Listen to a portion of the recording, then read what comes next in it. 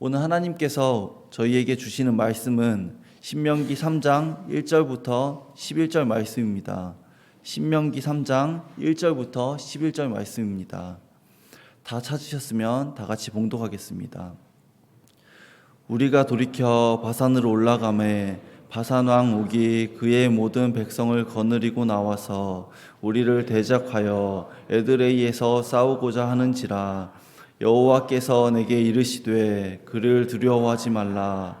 내가 그와 그의 모든 백성과 그의 땅을 내 손에 넘겼으니 내가 헤스본에 거주하던 아모리 족속의 왕 시온에게 한 것과 같이 그에게도 행할 것이니라.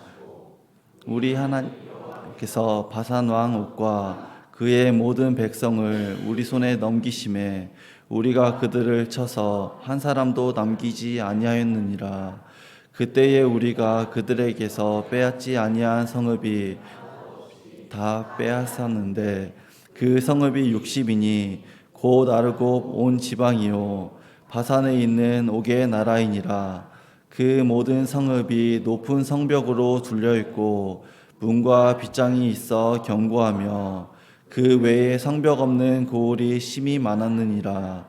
우리가 헤스본 왕 시온에게 행한 것과 같이 그 성읍들을 멸망시키되 각 성읍의 남녀와 유아를 멸망시켰으나 다만 모든 가축과 그 성읍들에서 탈취한 것은 우리의 소유로 삼았으며 그에게 우리가 이쪽 땅을 아르논 골짜기에서부터 헤르몬 산에까지 아모리 족속의 드 왕에서 빼앗았더니 헤르몬 산을 사돈 사람은 시련이라 부르고 아모리 족속은 스닐이라 불렀느니라.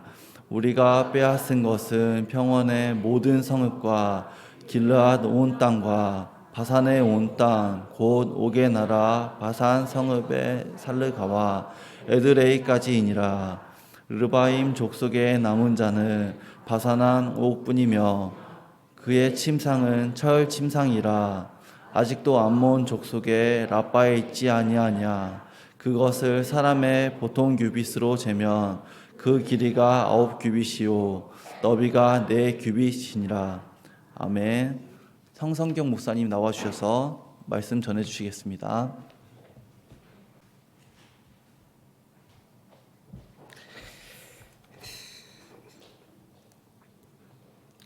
예, 우리가 이제 신명기 3장 전반부 말씀을 읽었는데 읽고 나면 그 무슨 뜻인지 기억이 나세요?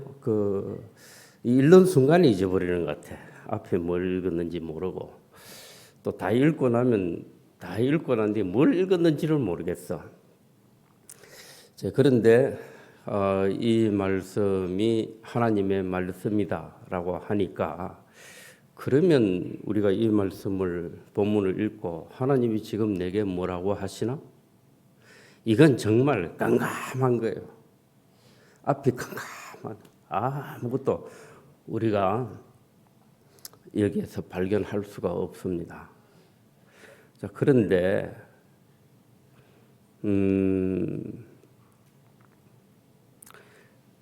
그런데 여기에서 하나님이 지금 내게 뭐라고 하시느냐? 그 하나님의 교훈, 그 메시지를 우리가 읽어야 한다 하는 겁니다. 이건 뭐 본문 다시 읽어도 안 될 거예요. 다시 읽어도 안 될 겁니다. 뭐 다시 읽을 필요도 없습니다. 이제 집에 가서 한번 읽어 보십시오. 그래도 안 될 겁니다. 그런데 우리가 이제 접근을 해가야 됩니다. 한 발자국씩 한 발자국씩 접근해 가는데 먼저 신명기라고 하는 말씀은 어떤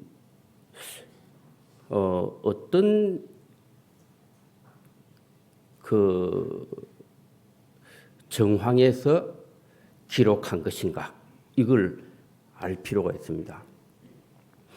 그럼 신명기라고 하는 말씀이 기록된 정황이라고 하는 것은 하나님의 선지자 모세를 하나님이 부르셔서 이스라엘 백성들로 하여금 애굽에서 종살이하는 상태에서 불러냈습니다. 그래서 홍해 바다를 건너고 광야길을 쭉 행하는 거예요. 그래서 하나님 그 광야길을 행해서 나아가는 목적지가 어디입니까? 가나안 땅이죠. 이 가나안 땅은 조상 때부터 여호와 하나님께서 주시겠다고 약속하신 땅입니다. 그러면 이 신명기가 기록된 것은 어느 위치냐라고 할 때 광야의 끝부분, 그러니까 가나안에서 가까운 부분, 가나안에 접근이 된 거예요. 그러면 출애굽을 해서 광야라고 하는 이 거리는 사실은 그냥 작정하고 쭉 가면 일주일이면 갈 수 있는 거리입니다.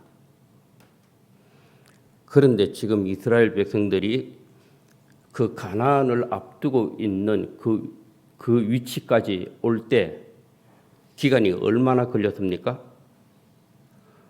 40년 걸린 거예요. 좀 더 정확하게 신명기 표현대로 하면 38년 걸린 거예요.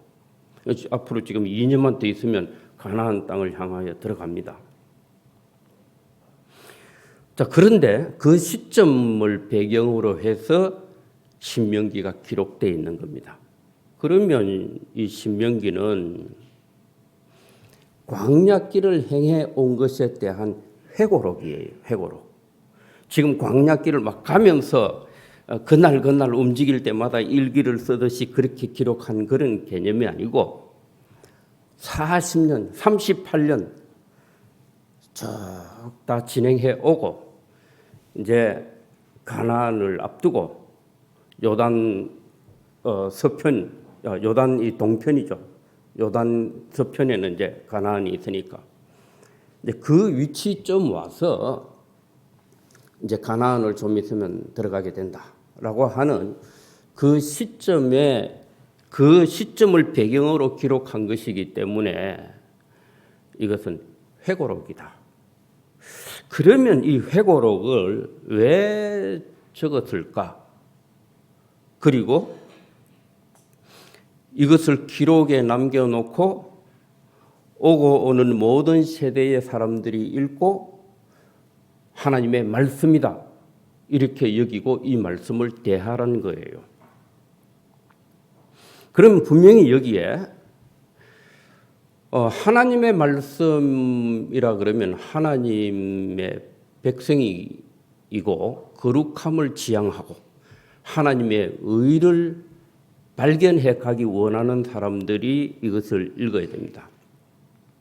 그러면 이 신명기 말씀을 읽어 나갈 때, 자, 우리는 지금 이 신명기 말씀의 광야 생활을 쭉 기록해 놨는데 이것은 그저 이스라엘 백성들이 광야에서 어떤 삶을 살았느냐, 어떤 사건이 있었느냐 여기에 목적이 있는 것이 아니라 자, 신앙의 여정. 모든 사람들은 하나님을 섬기는 모든 사람들은 지향하는 목적지가 있어요. 그런데 그 지향하는 곳에 도달하기까지 우리는 계속 진행해 가는 거야. 나아가는 거야. 어떤 과정을 거쳐가면서 하나님의 교훈을 내가 받아들이고 이렇게 해가는 과정에서 내가 그 가나안에 합당한 신앙관을 가지게 된다는 거예요. 왜 가나안 땅에 일주일이면 들어갈 수 있는 그 거리인데 왜 40년이 필요했느냐라고 하는 것은 이것은 가나안에 합당한 사람이 되지 못했기 때문이라는 거죠. 가나안은 젖과 꿀이 흐르는 곳이다 이렇게 말합니다. 그것은 그만큼 풍요로운 곳이다 이것을 말씀하고 있는 것이냐?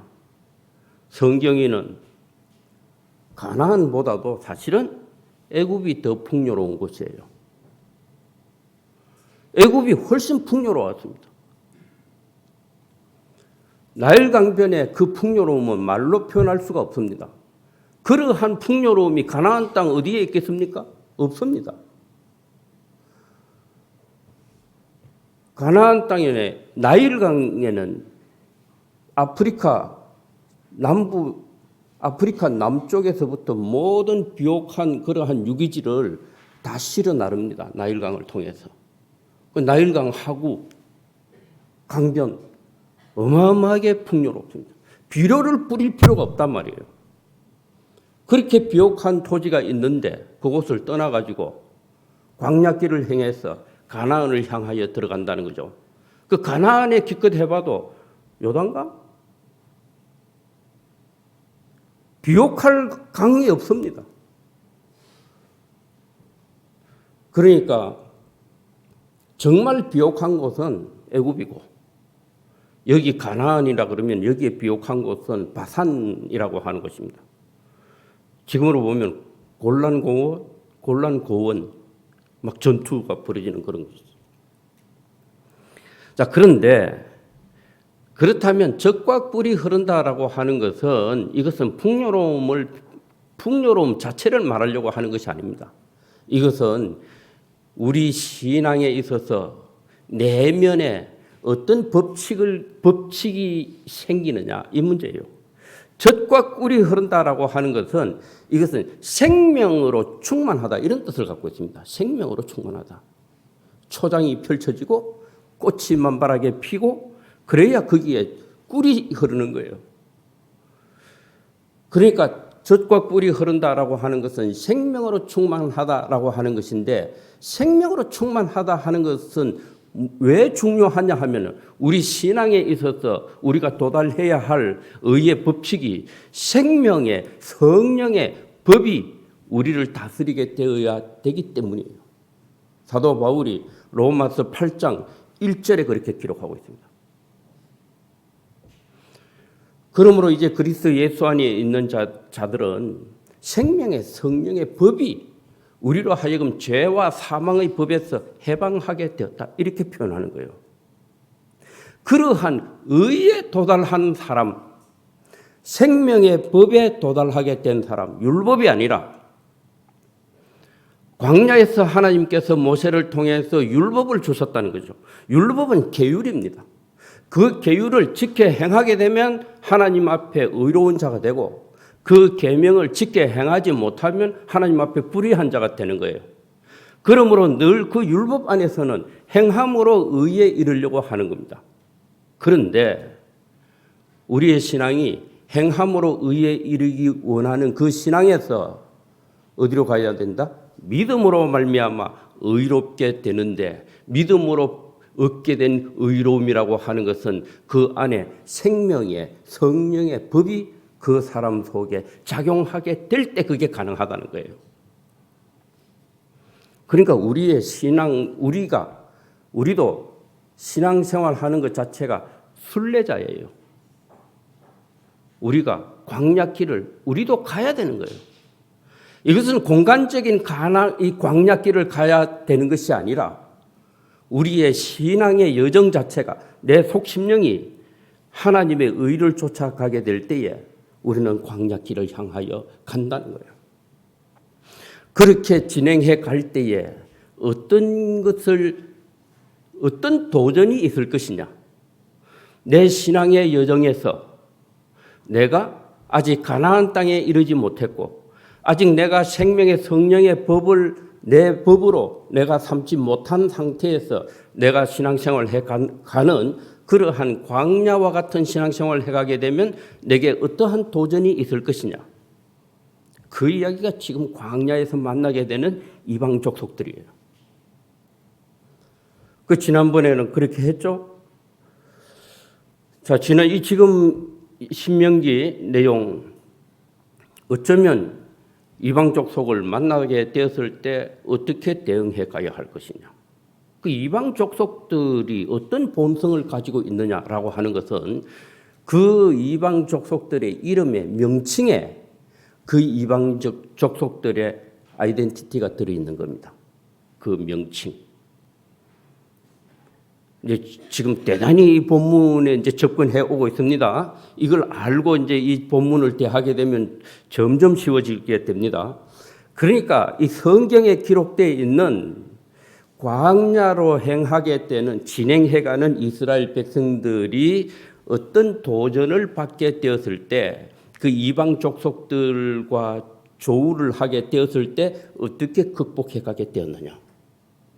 이것은 내 신앙의 여정에서 내게 일어나는 모든 이방 족속의 본성들, 그런 것들이 내게 도전을 해올 때 내가 어떻게 이겨서 극복해 가느냐, 이 문제예요.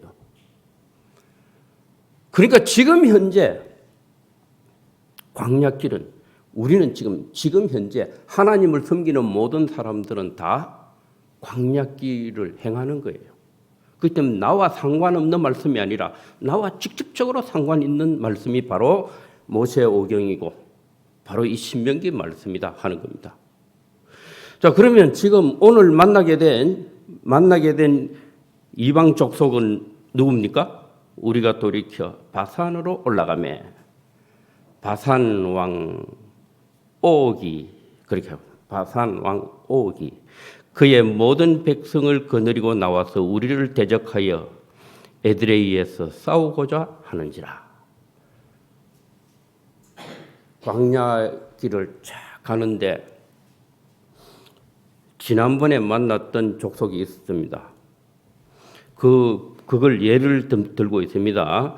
여기 보면 2절 뒷부분에 보면은 네가 헤스본에 거주하던 아모리 족속의 왕 시혼에게 행한 것과 같이 그에게도 행할 것이니라.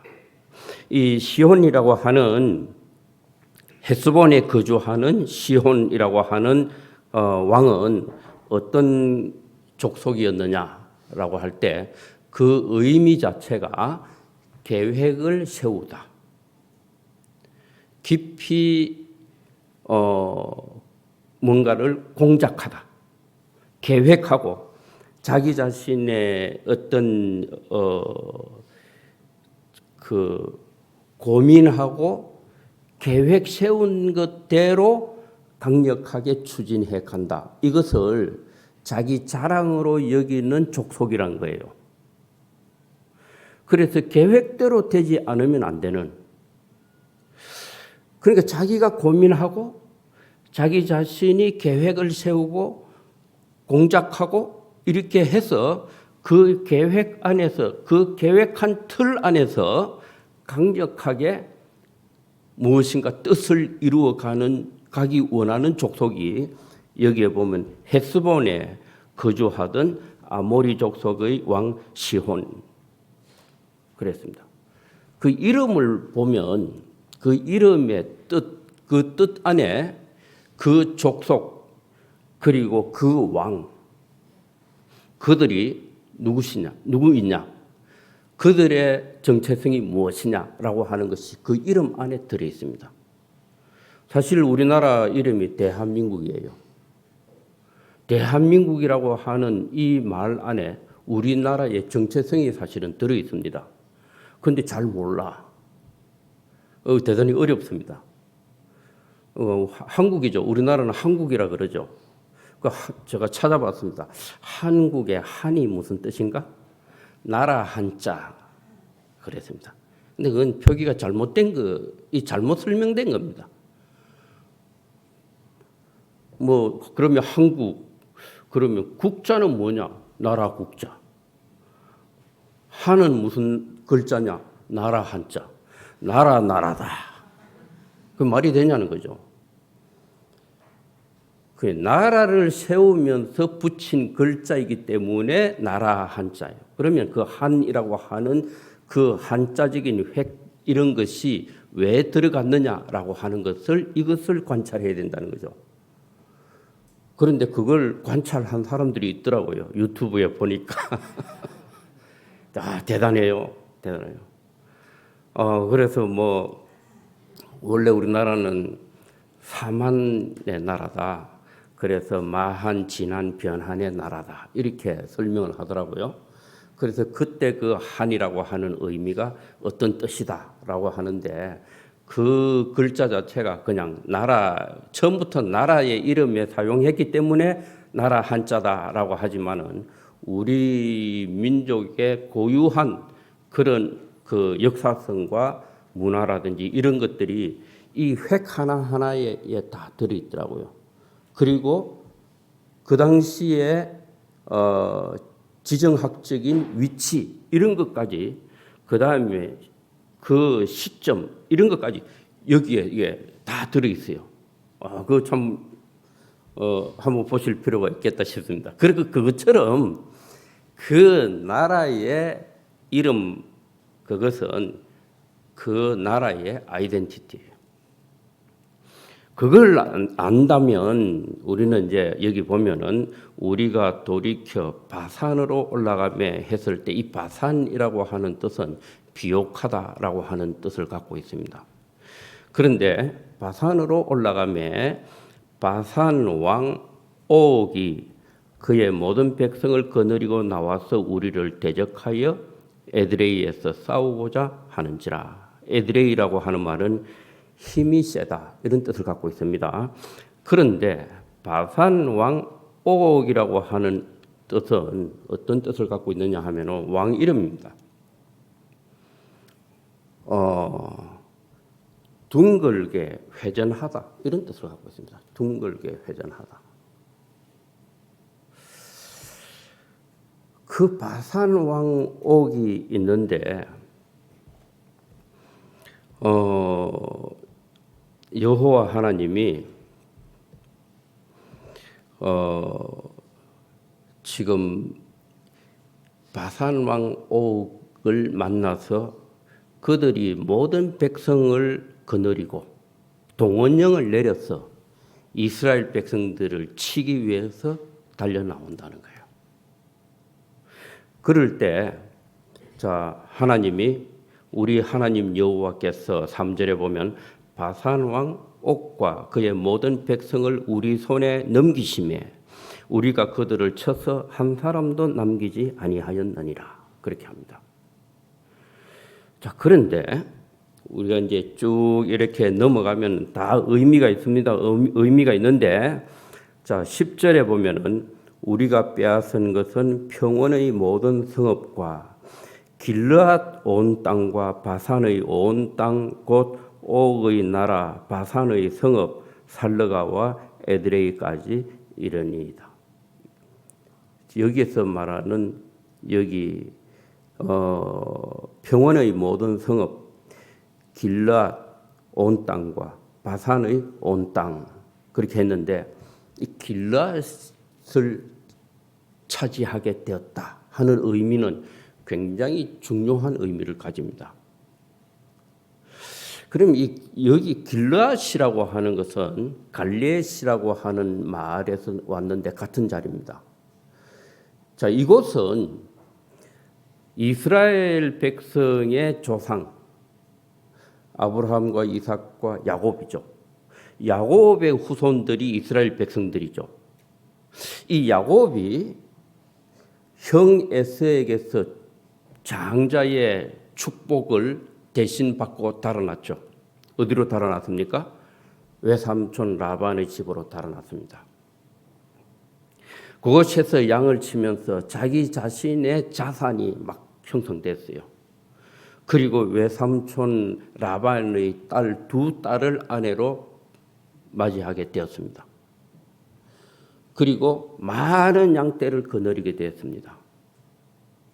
그 외삼촌 라반은 자기 자신의 말 그대로 외갓집이에요. 그런데 자신은 거기에 영원히 머물기 위해서 왔느냐? 그게 아닙니다. 잠시 달아나는 곳이에요.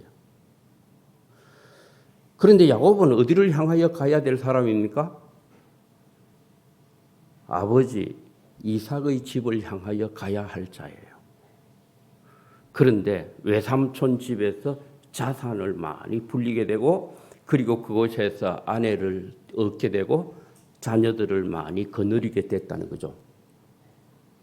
그런데 결국은 야곱은 온 가족들과 양떼들과 소떼들을 다 거느리고 외삼촌이 멀리 한 사흘길 양을 치기 위해서 양몰이를 하면서 양치러 길을 떠났을 때 야곱이 외삼촌 몰래 자기 재산 다 가지고 가족 다 챙겨서 아버지 이삭이 있는 곳을 향하여 달아나듯이 떠나는 거예요. 외삼촌이 나중에서 알고 가신들을 이끌고 막 잡으러 오죠. 막 잡으러 옵니다. 낙타를 타고 막 이렇게 잡으러 온단 말이에요. 자, 그런데 거기에서 여호와 하나님이 그 외삼촌 라반에게 밤에 꿈에 나타났습니다. 너는 절대 네 조카 야곱을 해서는 안 된다. 그를 조용하게 보내주라. 꿈에 그렇게 여호와 하나님이 나타나신 거예요. 나는 아브라함의 하나님, 이삭의 하나님, 야곱의 하나님이다. 그러므로 나는 네가 지금 네 조카 야곱을 치러 여기까지 달려온 줄 안다. 너가 그를 조용하게 해하지 않고 그를 돌려보내야 한다. 이렇게 하나님이 하셨다는 거예요. 그래서 라반이 야곱을 만나서 야곱과 대화를 합니다. 그래, 내가 그런 꿈을 꿨다. 네 하나님을 내가 만났다. 그렇게 하고 거기에서 어쨌든 야곱을 조용하게 돌려보내면서 앞으로 너와 나 사이에 서로 공격하지 말자. 그렇게 약속하고 돌을 쌓았는데 그 쌓은 돌 위치가 이게 갈레 이렇게 하는데 길라앗이에요. 길라. 그 갈레앗이 길라앗이 된 거죠.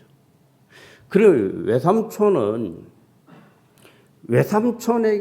외삼촌과 야곱, 라반과 야곱, 자 여기에서 떠나가는 거예요. 어디를 떠나갑니까? 어디를 향해서? 아버지 이삭의 집을 향하여 가는 거예요. 외가를 떠나서 본가를 향해서 믿음의 조상이 계신 곳을 향하여 가는 거예요. 떠나가는 거예요. 여기에서 서로 갈등을 일으키지 말자. 더 이상 우리가 서로 공격하거나 더 이상 다투지 말자. 그래서 돌을 쌓았는데 그것이 길라앗이고 갈렛 그랬는데 여기에서는 이제 그 이름이 같은 거예요. 길라앗이다 하는 겁니다. 거기까지 이스라엘 백성이 차지하게 됐다는 거죠. 누구를 쳐서?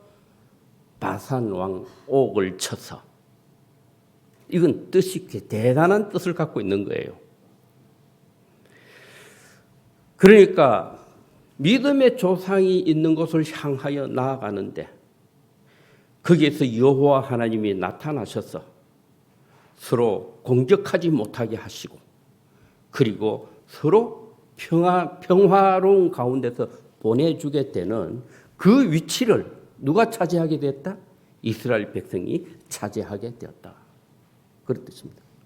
그러면 여기에 이제 나오는 바산이라고 하는 곳은 비옥한 곳입니다. 비옥한 곳이고 그리고 그곳의 왕이 옥이라고 했는데 옥이라고 하는 뜻은 둥글게 회전한다. 둥글게 회전한다는 뜻이에요. 바산 왕 옥. 그런데 거기에 비옥함이 있다는 거예요. 바산이라고 하는 비옥하다 하는 곳에 왕이 있는데 어떤 왕이냐? 옥이라는 왕인데 옥은 둥글게 회전한다는 거죠. 계속 회전한다는 거죠. 이것으로 비옥한 땅을 차지하고 있다는 거예요. 우리가 신앙적으로 볼 때 계속 회전하는 신앙이 있습니다. 회전은 어딘가를 향하여 나아가는 것이 아니라 제자리에 머물러서 돌고 도는 거예요. 계속 도는 거예요. 그런 신앙이 어떤 것이 있을까요? 신앙으로 본다면 우리가 계속 반복하는 것이 있습니다. 반복. 특히 절기. 좀 있으면 성탄절 오죠? 또 성탄절처럼 지나면 신년, 연말 연시, 그러면 송구 영신 예배 드리고, 그 다음에 신년 예배 드리고, 또 좀 있으면 이제 사순절, 또 고난주간, 부활절, 또 이렇게 쭉 가가지고 나중에 이제 맥추절 지키고, 또 추수감사절 기다리고, 여름 수련회 이렇게 하고, 추수감사절 하고, 그 다음에 또 다시 이제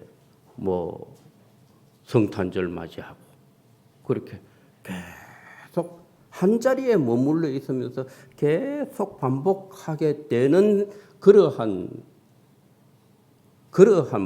본성을 가지고 그렇게 하는 것이, 왜냐, 그렇게 해서 풍요롭더라는 거죠.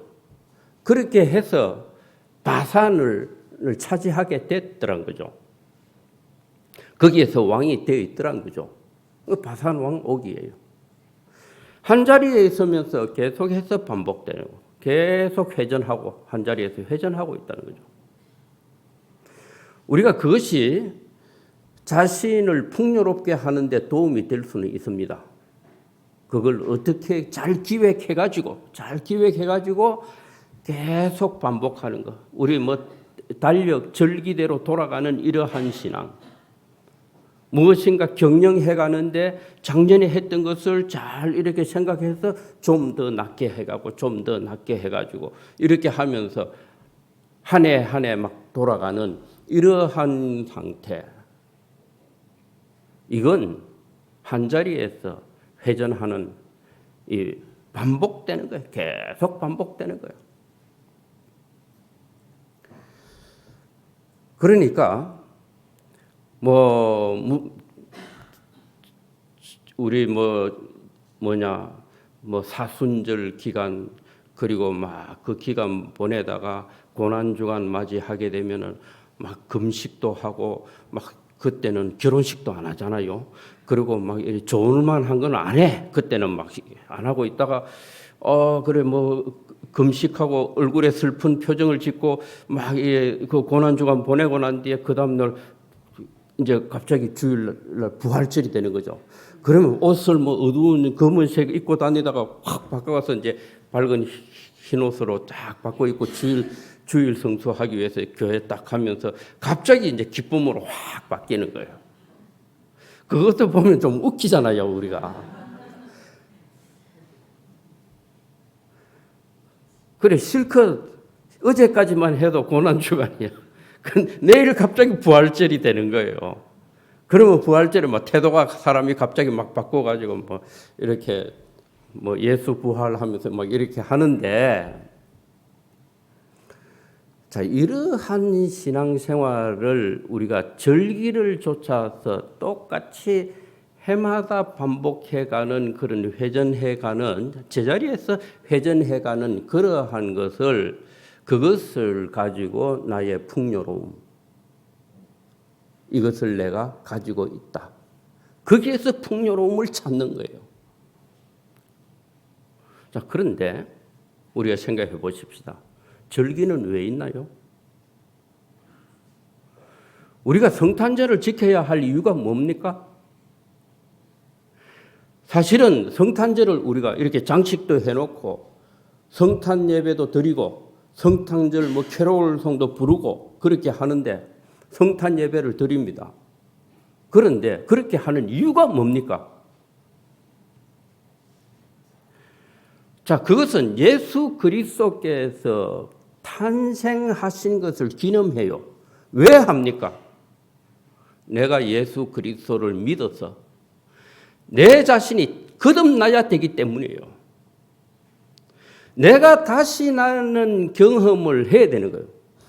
이전의 나와 현재의 나가 달라지는 다시 나는 그러한 신앙 상태에 이르지 못하면 성탄절을 수십 년간 지켜도 그 성탄절과 나와 상관이 없습니다. 예수님은 지금 2000년간 지금 성탄절, 사람들이 지금 성탄절을 지키는 게 2000년이에요, 2000년. 그런데 그 2000년이 나와 무슨 상관이 있느냐는 거예요. 예수님이 세상에 오셨으면, 그래서 너는 어떻게 됐는데? 그 세상에 탄생하신 예수님을 통해서 너는 어떻게 됐는데? 내가 다시 나게 되는 그러한 신앙의 과정이 없으면 성탄절은 계속 돌고 돌아요. 제자리에서 돕니다. 우리가 부활절을 지킨다. 그 부활절을 지켜서 뭐 하는지는 거예요. 내 신앙이 어떤 신앙은 죽고 어떤 신앙으로 살아야 되는 거예요. 부활 신앙을 가지지 못하게 된다면 부활절을 수십 번 지켜도 평생 부활절을 지켜도 그 부활절과 나와 무슨 상관이 있느냐 이 말이죠. 옛 사람이 죽고 새 사람으로 살게 되는 그러한 신앙으로 내 자신이 죽고 다시 사는 과정을 거치지 않는다면 그 부활절과 나와 무슨 상관이 있느냐는 거예요. 우리가 추수감사절을 지키는데 위에 뭐 호박도 갖다 올려놓고 사과도 올려놓고 뭐 집단을 올려놓기도 하고 뭐 이래 하는데 그 추수감사절이 그래서 어떻게 하자는 거예요? 내가 하나님 나라에 알곡이 되지 못하고 내가 하나님 나라에 열매 맺은 신앙이 되지 못한다면은 추수감사절에 하나님이 농산물 보고 좋아하신다고 했습니까?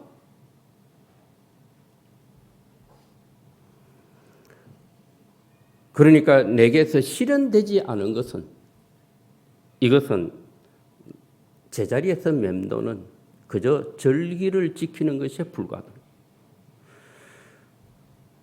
안식일을 지키든지 월삭을 지키든지 절기를 지키든지 그것이 너희와 무슨 상관이 있느냐. 사도 바울이 그렇게 책망을 했습니다. 그러므로 우리는 이 바산의 왕 옥을 극복하고 그것을 이겨내야 됩니다. 승리해야 된다는 거예요. 그것을 오히려 거기에 있는 모든 본성을 다 멸하고 오히려 거기에 있는 것을 다 탈취해서 거룩한 이스라엘 백성은 광야에서 40년간 일주일이면 갈 길을 40년간 돌고 돌았다는 거죠. 돌고 이게 그런데 이제는 더 이상 돌 수는 없다. 이제는 목적지를 향하여 가야 된다. 이 이스라엘 백성의 조상 아브라함은 하나님께서 본토 친척 아비 집을 떠나 내가 네게 지시할 땅으로 가라 그랬다는 거예요. 그 이동해 간 거예요. 떠났다가 다시 고향으로 가고 이런 것이 아니라 이동해 가는데 목적지가 없는 이동이 되어서는 안 된다는 거예요. 내 신앙에 열매 맺지 못한다면 제자리에서 맴도는 신앙이 되어서는 안 된다는 거죠. 바산왕 옥, 그 본성을 완전히 멸하라. 이것이 하나님께서 내린 명령입니다. 이것은 우리가 어떤 혈육을 어떻게 진멸하는 살육을 어떻게 행할 것이냐 이 문제가 아니단 말이죠. 우리 육신에 죽고 사는 것보다도 더 중요한 것은 내 속심령이 하나님 앞에서 어떤 의의를 가질 것인가 이 문제예요. 어디에 우리가 도달할 것인가. 내 속심령이 내 그 사람은 다 내어주더라도 내 속사람이 하나님이 우리를 이끄시는 그 목적에 우리가 어떻게 도달할 것이냐. 이 도전에 우리가 승리하는 성도들이 되어야 하겠습니다. 우리 같이 기도하겠습니다. 하나님 아버지, 바산왕 옥이 온 백성을 거느리고 이스라엘 백성을 치기 위해서 달려왔을 때 여호와 하나님께서 그를 쳐서 하나님께서 이스라엘 백성에게 붙이셨다, 그렇게 하셨습니다. 그러므로 그의 모든 생명들을 다 빼앗고 오히려 탈취하도록 하나님께서 허락하신 것은 오늘날 저희들이 하나님의 선택된 거룩한 백성으로 부르심을 받아서 저희들의 신앙 상태가 가나안 땅 목적지를 향하여 가는 그러한 백성으로서 살아갈 수 있는 자로 우리를 부르신 줄로 믿게 하시고 하나님의 말씀과 교훈을 쫓아 살아가는 그러한 신앙인들이 다 되게 하여 주옵소서. 예수님의 이름으로 기도드립니다. 아멘. 찬송가 347장 다 같이 찬송 드리겠습니다.